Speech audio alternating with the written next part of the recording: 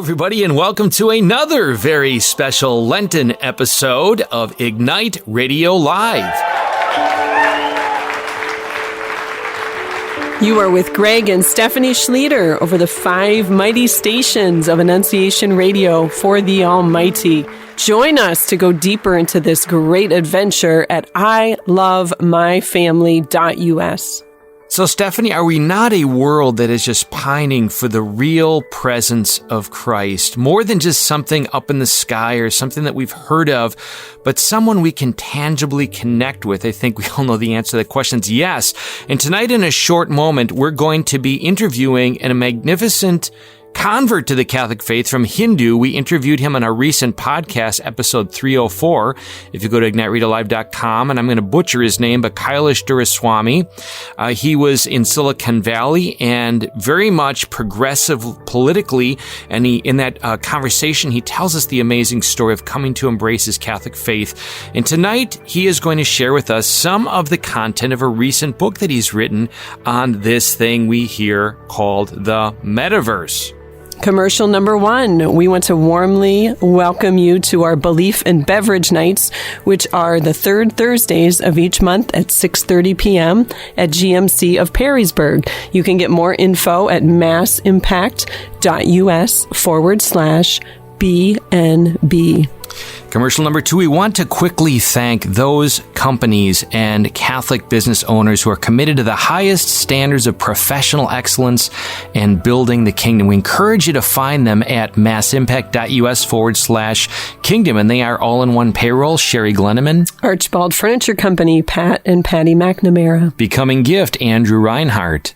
Carpets by Otto and D. Wyke. Caruth Studio, Terry Langendorfer. Cronin Auto Family, Rich and Connie Cronin. Interstate Commercial Glass, Walter Erickson. Isabel Financial Services, Dennis Isabel. MFC Products, Paul Miller. McCartney Coaching, Mike McCartney. Resourcement, Jeff Barefoot. Rob Holler, Key Realty, Rob Holler. Quarry Hawk Medical, William Knowltner. Signature Associates, Megan Malszewski. SJS Investment Services, Kevin Kelly. Turning Point Chiropractic, Doctors Jeff and Rachel Elmore. And Westgate Insurance Agency, Stephen Malszewski. Again, please support them. They support us. You can find them at massimpact.us/kingdom.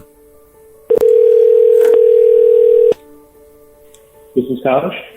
Good morning, Kailash. Greg and Stephanie Schlueter. How are you doing today? I'm doing great. How are you guys doing? Good. Thanks for joining us. We're very excited to hear what's going on with you and your wisdom and just to educate us about some important things. So, Kailash, just to pick up perhaps where we left off for our listeners, episode 304, we heard really a remarkable, beautiful story of your journey from really certainly Hindu background, but into Silicon Valley, of a progressive political mindset, maybe more of a secular religious, if you will, and falling away from that, but really into the fullness of the Catholic faith, interestingly enough, in the context of the last rather tumultuous election, and found yourself then in Florida with tremendous experience in the digital technical arena. Catch us up to speed. Where have things gone since then before we dive into this subject of metaverse?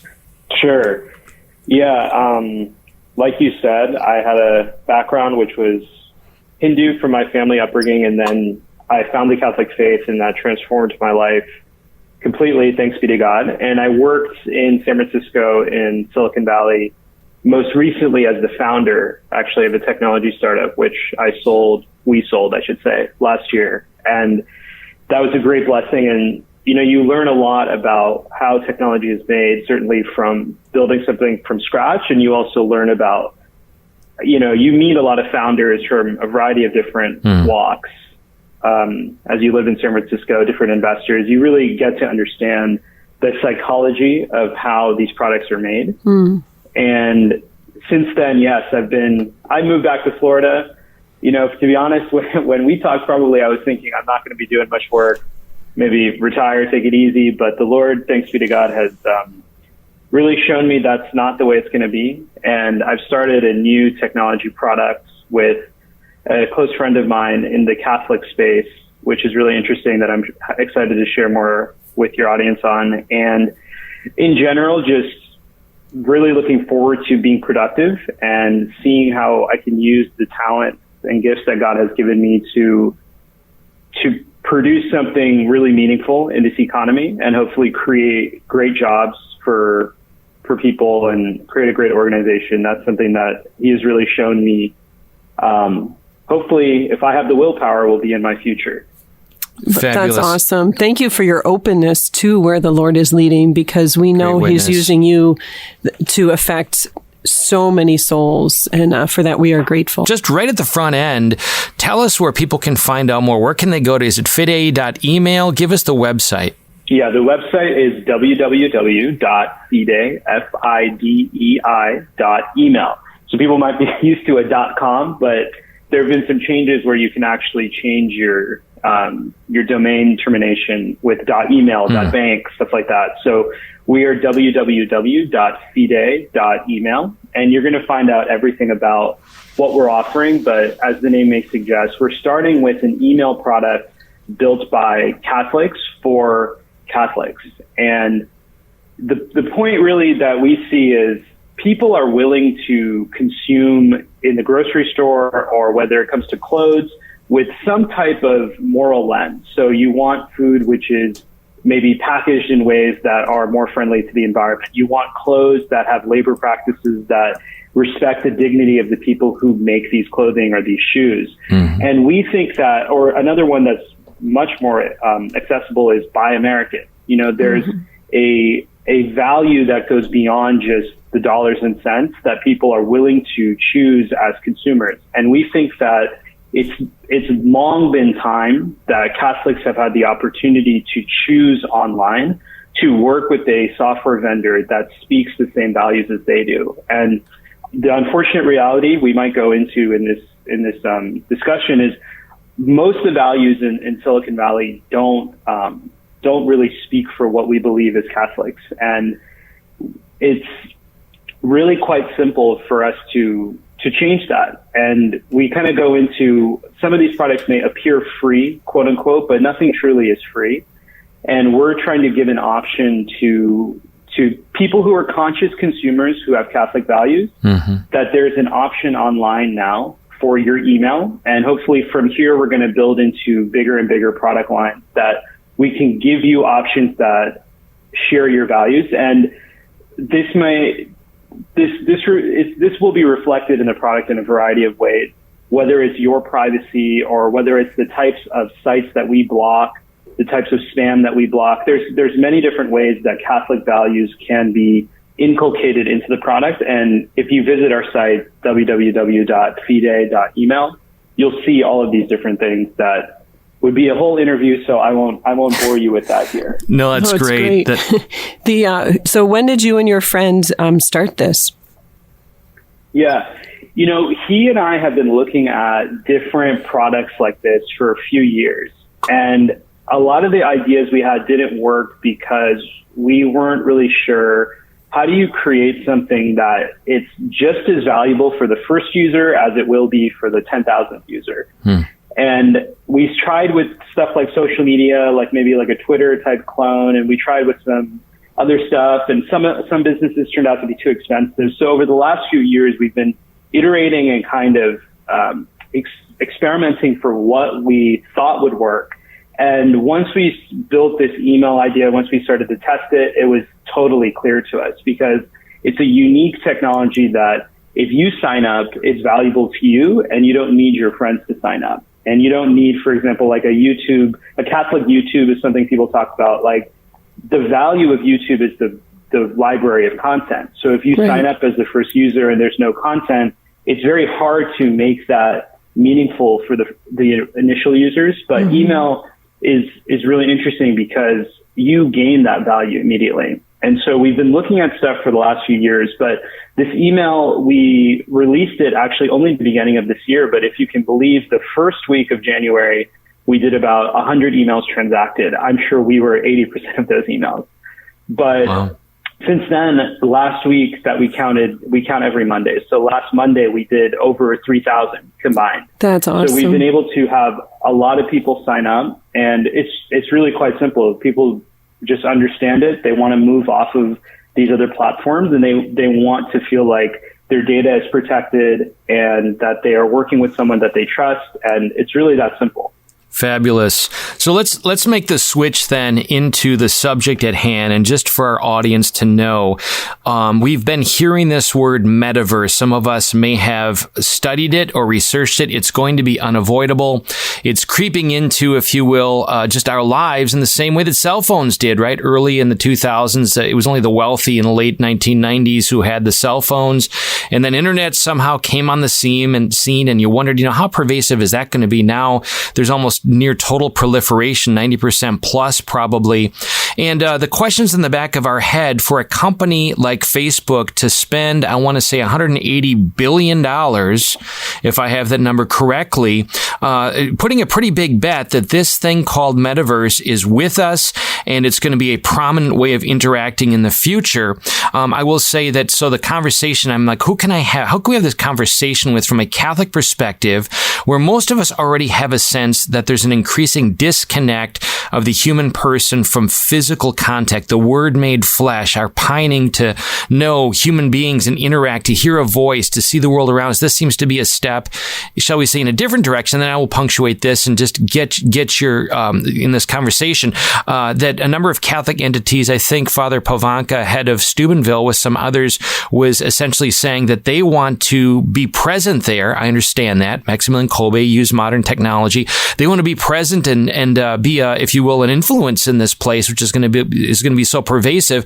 And then the rest of us around him who use technology in this conversation, we're sort of had this question mark over our heads of, isn't this something we should really just kind of avoid altogether because of the disconnect and the languishing and all of the consequences that we're seeing happen. So let's just begin. You've written a book on this. You're an expert on this in technology. Let's just begin with, what is the metaverse? Yeah, it's a great question. And I think predominantly, for just to kind of set the table, a lot of what I will talk about from the perspective of Facebook is going to come from writings that Mark Zuckerberg has done himself and some interviews that he's done over the last few months. And the church perspective, I'm going to go from documents that the church has published specifically on the internet, which they've done, believe it or not, for over 30 years. The church has actually produced different teachings and thinkings, and whether it's a homily from Pope St. John Paul II, they've commented on the internet for a really long time. I was actually very surprised about that myself. Very surprising. In the process of writing what I wrote, that this question is actually really answered already for us, which is amazing. Wow. So the question you asked is, what is the metaverse? And Mark Zuckerberg says that really what you were talking about, which is there was this frontier of internet where we're so on, really, where we consume data and the internet from basically a web browser or some type of liquid crystal display on your phone or your computer. And these are fancy words, but basically what we're doing now. You're pressing stuff on your phone, you're clicking in your computer. That is where we are now. Now, he believes that the next phase is going to be a metaverse. And he defines this as the next platform will be even more immersive, an embodied internet where you're in the experience, not just looking at it. So right now we are just looking at it on our phone, on our computer, and the next phase will be an embodied internet. And the way that we're going to consume this are through these virtual reality headsets and these fancy gloves, which they're making, which will track our, point of view and track what we're trying to do to manipulate this environment. And I kind of draw this analogy because it kind of makes it easier to understand. Right now, what we're doing is interacting with the internet through a mouse or a trackpad on your computer and the keyboard. And what we're going to be doing, if they have their way, is interacting with the internet through a virtual reality headset and gloves. And really, those two things will map to each other. The headset controls where you look, the mouse controls where you are, the keyboard controls your input into the system, and these gloves or whatever they make will control your input into the metaverse. And again, what they believe is true is that we're we've exhausted the limits of experiencing the computer in this two-dimensional way, and we need to be more immersed in it in order to accomplish this next phase of what they're trying to build. Fascinating. So thank you for that description. And I have to say my younger Greg is thoroughly enthusiastic and would be eager to dive into that. What's your gut on this? Your personal, you've come to Catholicism, you recognize real presence, you recognize the Word made flesh, it's drawn you, it's been an occasion of conversion, it's drawn lines for you that have defined your nature and living it out fully. And I know you now have this great horizon that you're exploring in that realm. And simultaneously, we're being given the metaverse. So you're in a unique place, Kailash, to sort of tell us how viscerally are you responding to this opportunity? Yeah, it's the right word that you've used is presence. And I go into this in what I wrote, where this is Mark Zuckerberg. What he wrote in this letter is in October of 2021. He says, the defining quality of the metaverse will be a feeling of presence. Like you are right there with another person or in another place. Feeling truly present with another person is the ultimate dream of social technology. That is why we are focused on building this. That's in his own words, right? That the goal that they're trying to accomplish is present. But you rightfully bring up, as does the church, and this is in a document which is called The Church and Internet. So this is, as you can imagine, a document that the Pontifical Council released on the church and the internet. This is released in February of 2002. So this is 20 years ago. Wow. The church released this statement, and they said, virtual reality is no substitute for the real presence of Christ in the Eucharist. The sacramental reality of the other sacraments and shared worship in a flesh and blood human community. There are no sacraments on the internet. And even the religious experiences possible there by the grace of God are insufficient apart from real world interaction. So it's amazing what you pointed out, because as Catholics, as faithful Catholics, perhaps we recognize this instantly, that the presence of God, receiving the sacraments wholly and truly in person, that's what makes our life joyful. That's what makes our life possible to live in this difficult world. And I think it's very telling and very interesting that both the church and Mark Zuckerberg focus on this word presence, right? And my reaction is, I think that it's going to be perhaps useful and perhaps something where it's convenient because the meeting quality is better, or it achieves some of these goals that they're trying to do. And I also think, like you mentioned, Father Pavanka, or anyone in the Catholic world who is trying to be at the forefront of this, I think is actually a good thing. I think if you have the time, you have the platform, you have the reason, it's actually a good thing to try to bring God and the Catholic Church to this frontier of technology. However, I think, like you just said, it will be limited in what it achieves, and it may be perhaps, much more limited than we think for those of us who have faith, because really what matters is what happens in Mass. What happens is what matters in confession. What happens is what matters in the physical reality we have as a church. That's so much more important than anything they're going to do in this. But I don't think it's all bad. And I think, just like for me, personally, I was led to the faith through online resources, as I talked to you guys about the last time. And I think perhaps there's someone else who will be led to the faith through online resources in the metaverse. I would believe it fully because of what I experienced. So thank you for that, and press in with important points and lead this so we can absorb as much of your research and perspective as possible. But my mind is led to the movie on Netflix that I direct everyone to, called The Social Dilemma, which is really profiles the wisdom, the insights of those who are architects of this social media that we use. And notable is that the top leaders are extremely restrictive of those whom they love in their use of the internet. that. The movie itself, The Social Dilemma, Tristan Harris is one of the leading, shall we say, watchdogs, who speaks very candidly about these concerns from strictly a secular standpoint. But 3 points as I go to the site, thesocialdilemma.com. I'd appreciate your commentary on that in light of what you just shared with us. So there's the mental health dilemma. They say a 5,000 person study found that higher social media use correlated with self-reported declines in mental and physical health and life satisfaction. Then the democracy dilemma, number 2, the number of countries with political disinformation campaigns on social media doubled in the past 2 years. And then thirdly and finally, the discrimination dilemma. 64% of the people who joined extremist groups on Facebook did so because the algorithms steered them there. So just my thought is the distinction between maybe essence of something, like is it objectively evil? I think we'd probably agree no, that this technology and this connectivity is not objectively evil. But have we reached a point, though, here's my question to you who are immersed in this, where maybe the human person is in tilt? That there's a sense of my soul is pining for something. The promises are being made in this social media. Here's this metaverse thing that wants to take me even deeper, and I'm already kind of beginning. Maybe it's just me, age 54, much older than many who are into this. That I'm like, I give up. Like I see the reason why many people want to just farm land.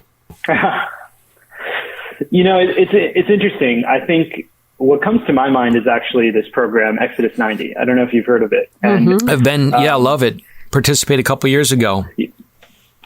Yeah, and when you come out of a program like that or any kind of digital detox where you're putting more and more space between you and computer usage and screen usage, I find personally, I don't know how you go back to it. And I think that it's interesting in this letter from Mark Zuckerberg, he says, this isn't about spending more time on screens. It's about making the time we already spend better. Well, I hope for everyone that time you spend on the screen is really limited, to be honest. And I think perhaps there will be reasons for your work or for some other responsibilities you have where you need to be in a metaverse meeting. Maybe this will happen in 50 years. Who knows? And I think that should be fine. I think that should be fine to be able to have an ordered relationship towards it. But I totally agree. I think that when you look at something like the social dilemma, or if you look at who are the architects of this system, they have proven to us that they want you to be on your computer screen as much as possible. More and more. They've proven that. Yeah, they've proven that to us through the way that these products are organized and how they've built them, whether it's YouTube or I haven't been on Facebook for some time, but I've heard that, it's filled with live streaming content, all this stuff that they want you to be spending as much time as possible glued to your screen. I think we're very right to be suspicious of that. And I think that if we feel personally that we want nothing to do with it, I don't think there's anything wrong with that, because whatever we're looking for, the most meaningful aspects of it aren't going to be found on the metaverse. The church has taught us that really clearly, that what we care about and the relationship with God, or even communal relationship, which it mentioned in that quote that I read, that's not really online, right? Yeah. It says religious experiences possible there are insufficient apart from real world interaction. So it's not enough if we watch mass, or it's not enough if we gain something there. We do have to go to church. We do have to actually know people in person. And the reverse is not true, obviously, which is if you have a great real world faith life, you don't have to go online to get more. Do you think that we've lost, a generation has lost a capacity to even know how to relationally connect in a full, meaningful human way? And I might not simply refer to social media and how it forms our brains, how it forms the very way we think and engage other people, but add to it now COVID, which has removed people from meaningful social engagements, add the masks and whatever commentary. I'm not even bringing that into the conversation, but the absence of that full human presence. I mean, from your vantage as a young man who's been successful already, who's pioneering in a lot of these ways, what's your take on this subject right now among your peers? Is there an absence of knowing what it means to fully physically be self-present? I think that if you take the people that I know, who are going to church, who are my age. Shoot, some work for Google, some work for Facebook. They work in these companies, some have technology startups. They're in very similar types of engagement in technology as to me. I would say for those who are faithful Catholics, the answer is no. They still have the ability to be present, and they still have the great joy of true friendships that we all share. And that's absolutely present. I live now in a pretty small area of Florida. I got a lot of friends who are my age who have families, who are very, very responsible about screen time and very diligent and intentional.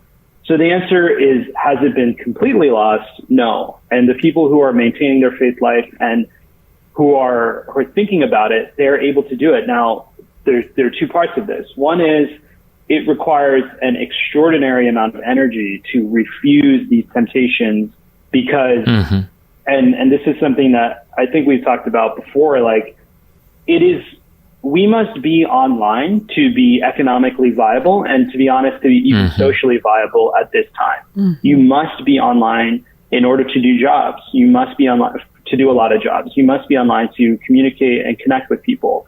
And like you said, the technology in itself is not evil. So you need to be online to do these things. But unfortunately, because of companies like Facebook, companies like YouTube, their incentivization to get you glued to the screen, when you're online, now what comes along with that is a bunch of temptation, truly. And it requires a very strong person to refuse that. So I think, are people capable of refusing this in my generation? Yes. And I know them, and I'm sure they're all over the country, people I don't know, who are going to church and being very intentional with how they live and being very intentional with the relationship that they have with technology.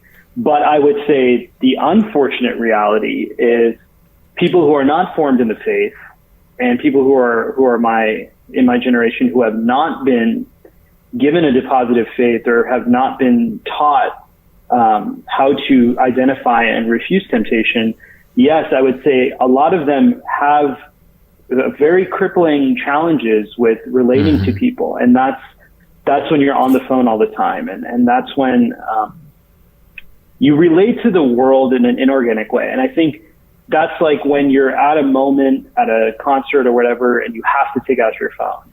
That's when you're eating food at a restaurant and you have to take out your phone. I think those are dependencies which are disordered, frankly. And I think that is, of course, a plague of my generation. And it's something that prevents them from, as you asked in the question, it prevents them from having a true, meaningful, ordered human connection. Yeah, it does. Technology is interrupting that. Not for everyone, right, but for a lot of people, for sure. I love that. There's a standard and there are temptations away from our nature in Christ. The enemy introduces sin, flesh, and the devil. We all experience it. I think we could all stand to reflect upon why am I reaching for my device? What do I hope to accomplish out of it? Is it really accomplishing it?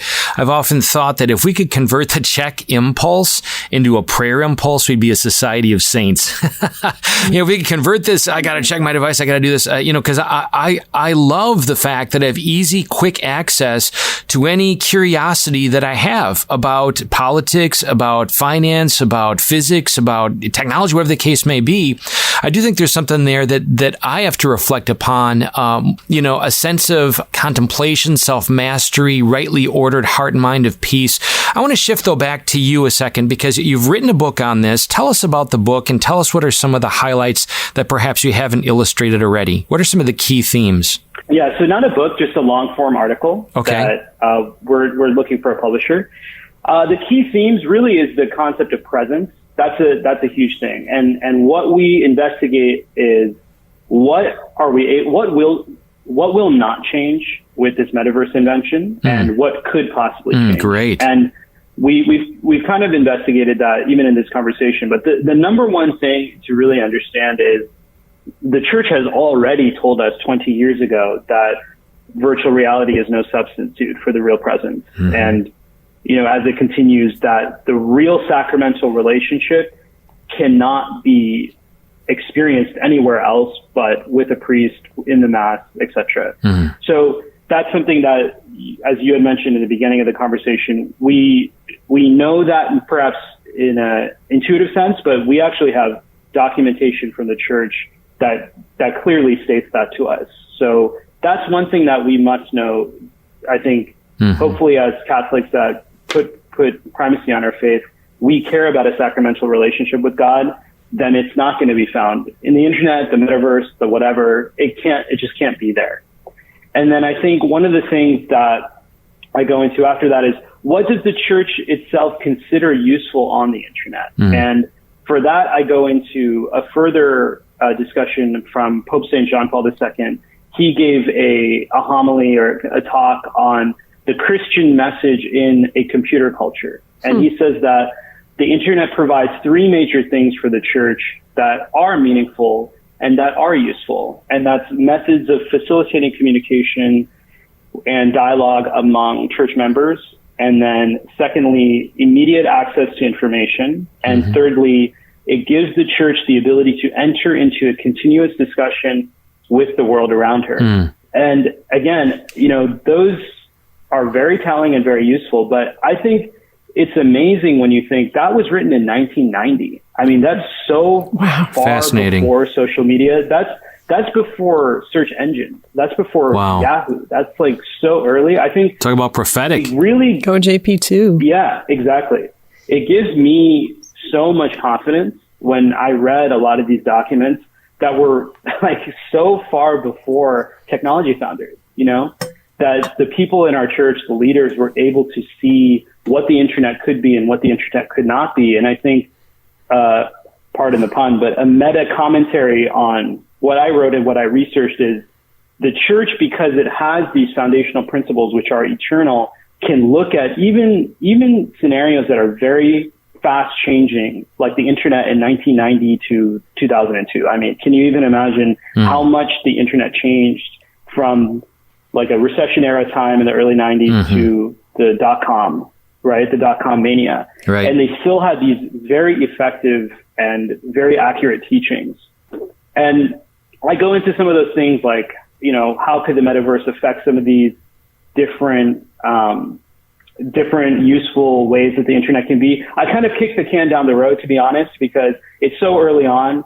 No, I don't know if anyone publicly has used it or if there's even released software development kits. So it's hard to say what will actually be the universe, but what the metaverse will actually be. But hopefully people in the church, like Father Pavanka, whoever else, can find ways to meet these three needs, which would be facilitating communication among church members, providing immediate access to information in a unique way in the metaverse, and entering into a discussion with the world around her. And that might be a discussion like on Twitter, but the metaverse is going to be so visual.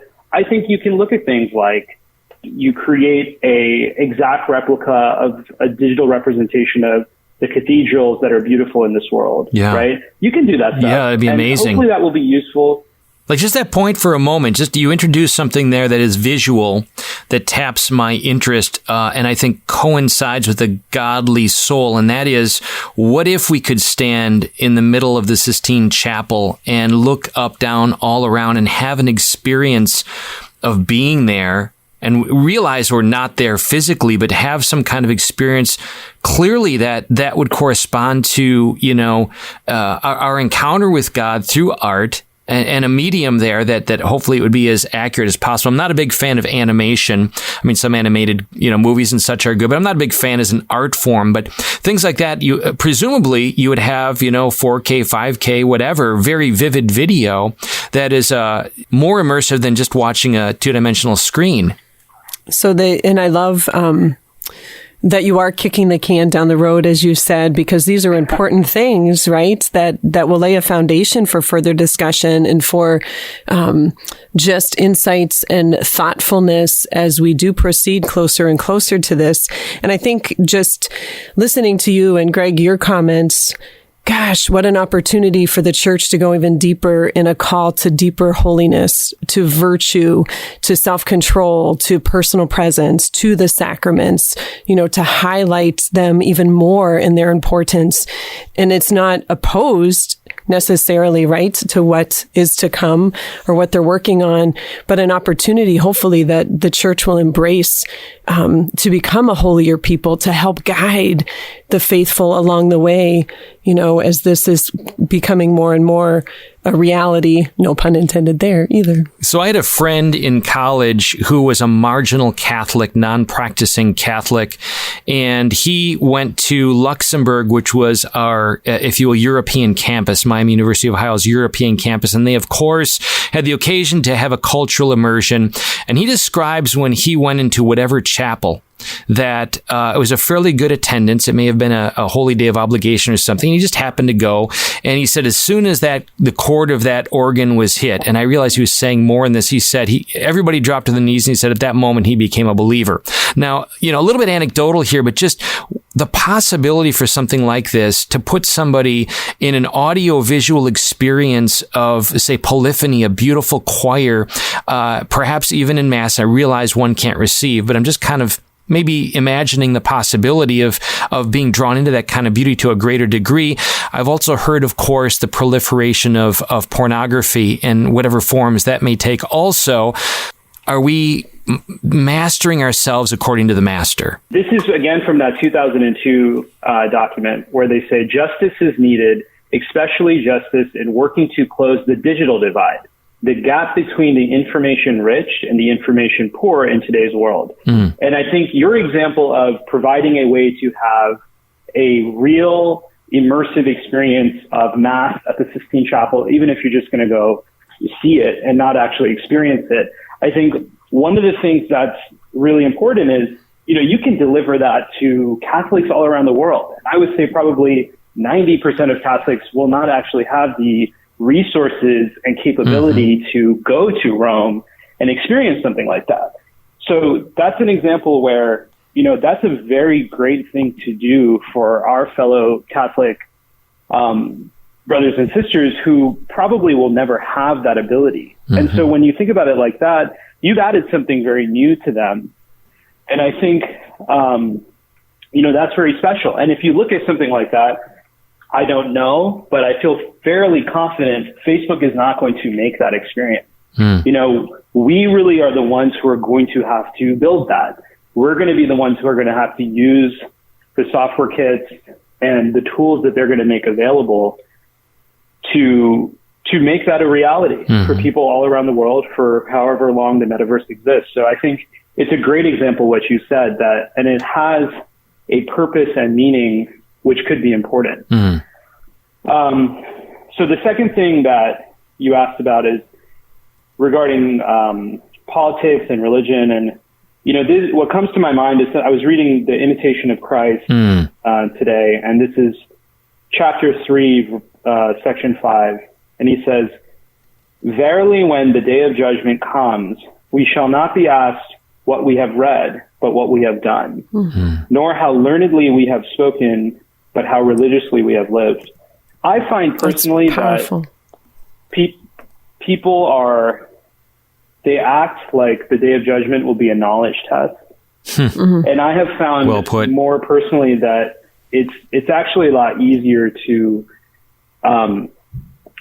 receive the world as it is and to really focus on this very small task that the Lord has allocated me to, and to not worry about whether, somebody somewhere really far away did something I didn't like, or somebody somewhere really far away in the church said something I didn't like. I have found, and this actually does speak to the technology of this world, because 100 years ago, you wouldn't know, right? You wouldn't know what they said. You wouldn't know what these people ate for breakfast. You wouldn't know, how the surgery went for the Holy Father. Like, you just wouldn't know. And I think it's more, I have found people are really like, there is conflict in this world, and there is a lot of challenge, but I think personally that we would be better suited to not look at the day of judgment of ours as a knowledge test, but instead a disposition test. And I think absolutely a lot of these internet tools are meant to corrupt our disposition. They're meant to agitate us. It's all about, lots of information coming towards you, anger, bright colors, all this stuff. And I think that we would be better served to mute that, so to speak, and really focus on something else. So I kicked the can on this question too. That's good. No, I think the best of spiritual wisdom in our interviews with a number of very formidable church leaders, Father Nathan Cromley, Peter Herbeck, John Michael Talbot, Joe Campo. By the way, these are some folks I'd really like to connect you with if you haven't already, because I think they all share this awareness that there is a God. He's omnipotent, he's all powerful, and even the evil that plays out is on a short leash. He allows it for the purpose for our formation and virtue. And what can we do? I think Mother Teresa's very beautiful, simple phrase, if you want to change the world, go home and love your family.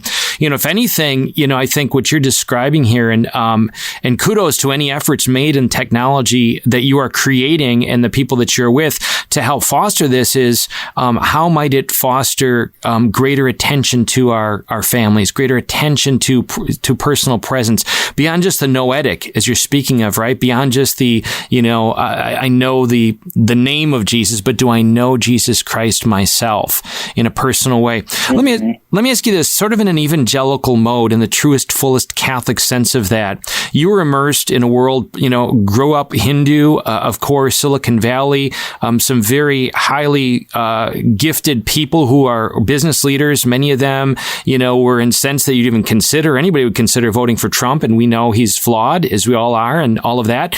But that caused you in your search to ask questions of why would these people vote for him? That opened the door, and you saw the goodness, you saw the love, you saw qualities that were occasions of conversion. So I guess I want to ask you the question, how do we connect with the hearts of those who have no interest in God, and they're spinning around in this, kind of self-satisfied world of let technology go where it goes, if that makes sense? Yeah, I think I've seen the poverty of the lifestyle of people in Silicon Valley, and I've met and been at social events of people who are literally billionaires. I've met people like that and interacted with them, and they're still in poverty, right? And the most important, you're talking about Saint Mother Teresa of Calcutta. It is important for us to live our interior life and personal life in a way that is going to witness the Catholic faith. I think for those of us who God has, for whatever reason, has decided to be in business leadership positions or in entrepreneurship, there are very few of us in Silicon Valley. I like to think we all know each other. And for us, the point, I think, is to not hide our faith, but show that our faith, and this is true, our faith informs every decision that we make inside our company, inside our life, wherever it is. And I think people need to see that. I'll speak more to the technology founders that I have in my mind. They need to see that it's not a weight, but a sale. And I think that people need to understand that they are miserable, and they need to admit that. I know people who sold a company, $800 million. The only thing they can think about is the next company they're going to sell. And I think it's good to work, of course, but I think that we have not provided, from the Catholic Church, we have not provided an example of someone who's successful in business, and frankly, someone who's very joyful and says it's all for the Lord. And I don't think we've done that from the Catholic community. And I do feel like, not just myself, but a few, I have this group it's a secret group of maybe 6 or 7 technology founders that are Catholic that we meet every few weeks.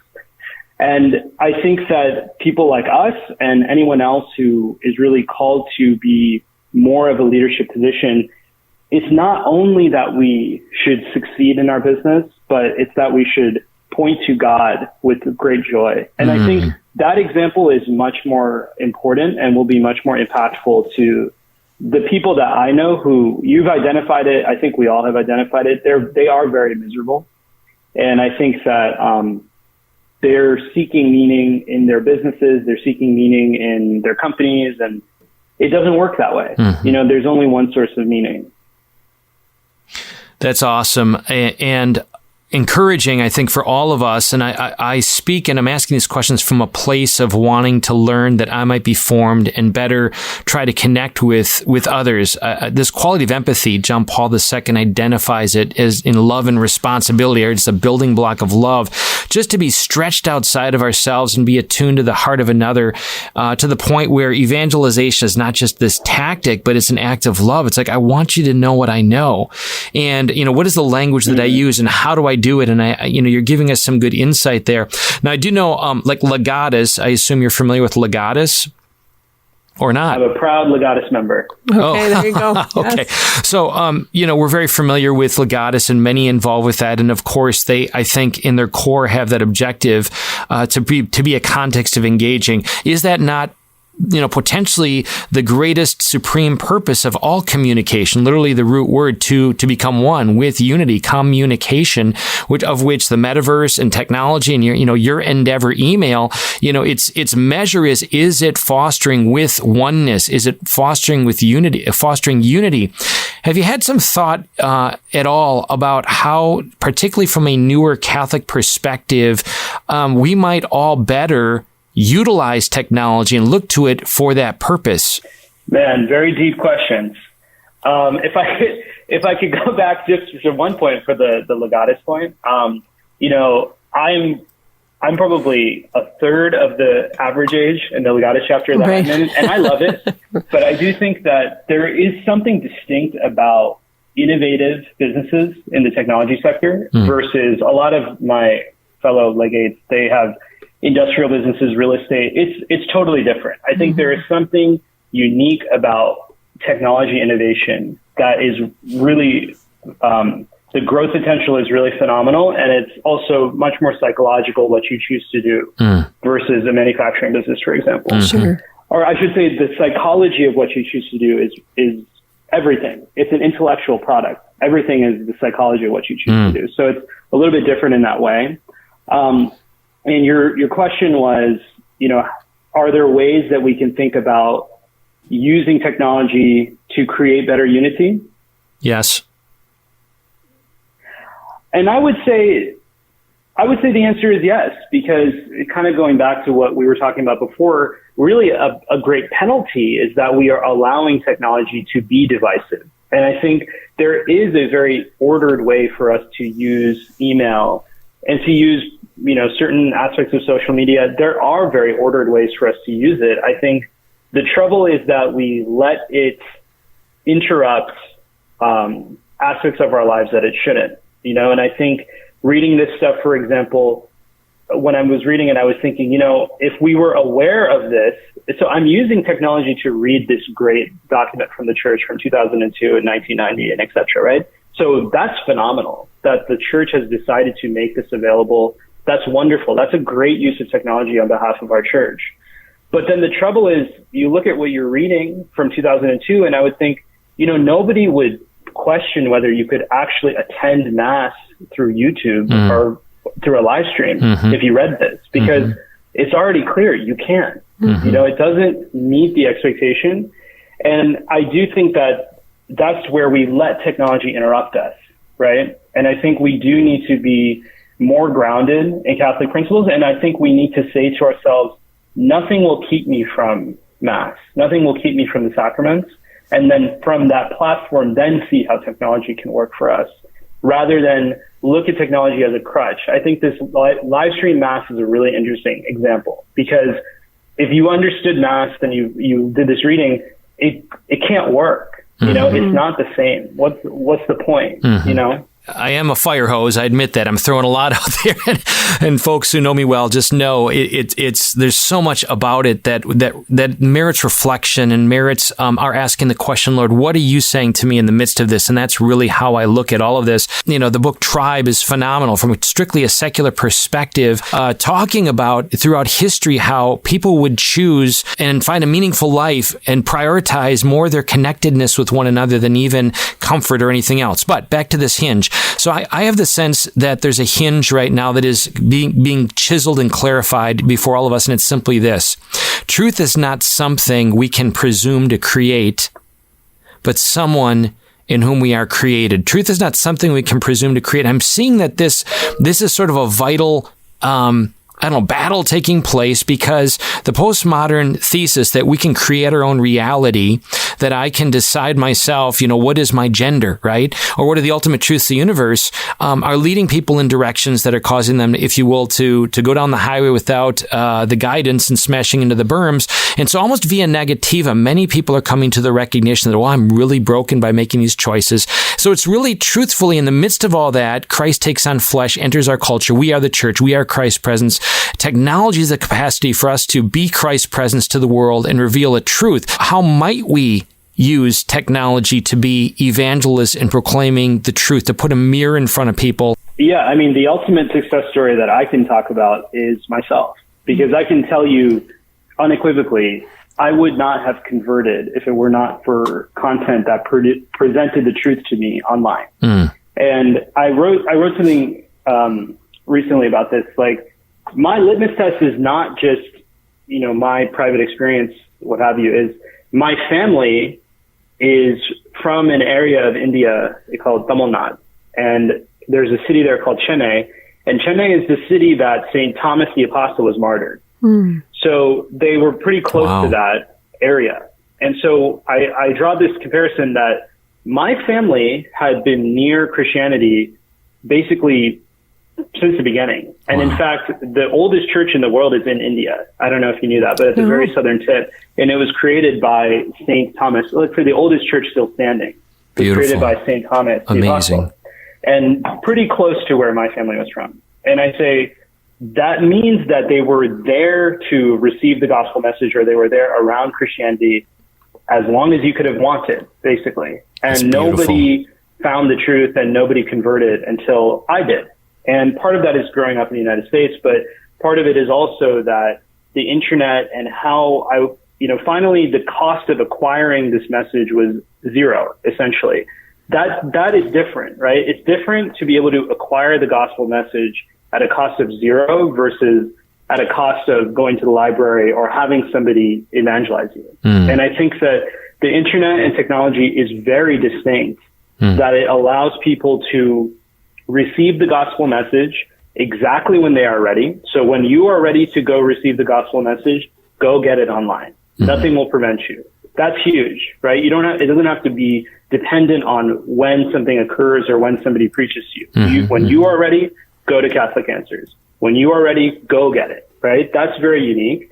And that you can do it privately, right? You don't have to worry about the judgments of your family along the journey. You don't have to hide anything. It's much easier to do it. These are unique aspects of the internet that led to my conversion that is only possible through the internet. As I'm saying, it's a unique qualities of this medium of content. So yeah, I think that we should be very sure that what technology can do is unique and it is different. And there are people, not just me, but other people I know who really came to the church or came back to the church because of online resources. I know that. I have many friends who are my age who experienced that. In fact, there's actually a person here who's in his 60s, and he goes to the Latin Mass parish where I go, and he was a Protestant background, I think Baptist, and he actually came to the church also because of online resources. That's awesome. So it's not really just a phenomena of my generation. It's really a lot of people are able to get the experience, the word of love, like you're saying, the truth, but they can get it when they want, when they're ready, privately. It's really everything you need to then develop a relationship with God when you're ready, right? Yeah. So I'm sure we have many listeners right now excited about this option or opportunity. I don't know a person who's not frustrated with the big tech companies and the control and the fill in the blank. What words of encouragement and direction might you have for them? First is you don't need to switch your server. You don't need to do anything complicated. To sign up is just as easy as going through the checkout flow. We have a lot of guides that people are able to follow. I'm going to read you a quote from a customer just yesterday that emailed me, and she said, "I am finding the process of switching my email easy. The links and video on setting this up were super helpful. Awesome. It eased my mind to go through the guidebook and be able to do this. So I feel taken care of, she said. That's great. So I don't know.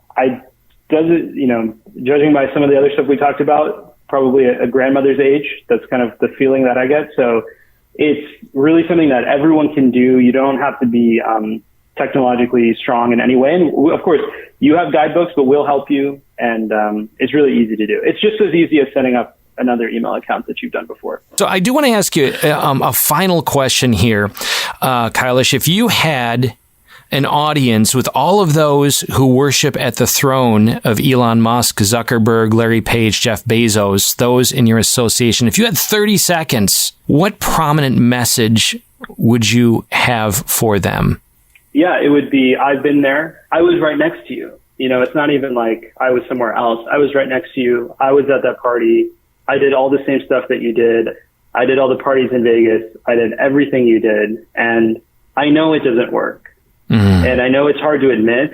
And I know the saddest thing is that you have been convinced that the one place you shouldn't look is Christianity and conservatism.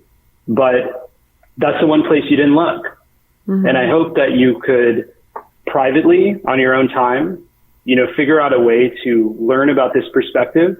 And I know that it will speak to you about truth, and it will be consistent, unlike anything else that you've ever learned. And it will be a decision between not you and your whole company, and not you and all your investors, and not you and everyone that knows you on Twitter, but it's just you and the Lord, who is unseen, and it will be a private decision. It'll be very easy, and you won't actually give up anything. I think that's the thing that was the most surprising for me. I still reflect on it now. If you truly have a desire to be great in your career and you trust God, I promise you God will ask more out of you for your career than you would ask out of yourself. Mm-hmm. That's what I have found. And you won't have to give up the things you don't like. You're going to give up the stuff you won't have to give up the stuff that you like. You're going to actually give up the things you don't like, which are the things in the Bible like turmoil and discomfort and unhappiness and anger. And that's what I would tell them. It's awesome. It's much more simple. And I was there. That is power packed. That is power packed, and we are so grateful that you said yes to our interview, and we look forward to continuing the journey with you. So do know of our support and prayers. Gosh, there's so many good things happening, folks. So many things that merit our enthusiasm, our joy, our confidence. God is still Lord in the midst of this mess in the wilderness. He's paved the way, and He's given us this great gift of the church to articulate that truth. And let's not get distracted, and let's see these great tools that God does provide as occasions to reach people with the love of Christ, as you so beautifully just communicated. I want to direct you all again, folks, to fidei.email, FIDEI.email. And until next time, God bless you. Thanks so much for being with us.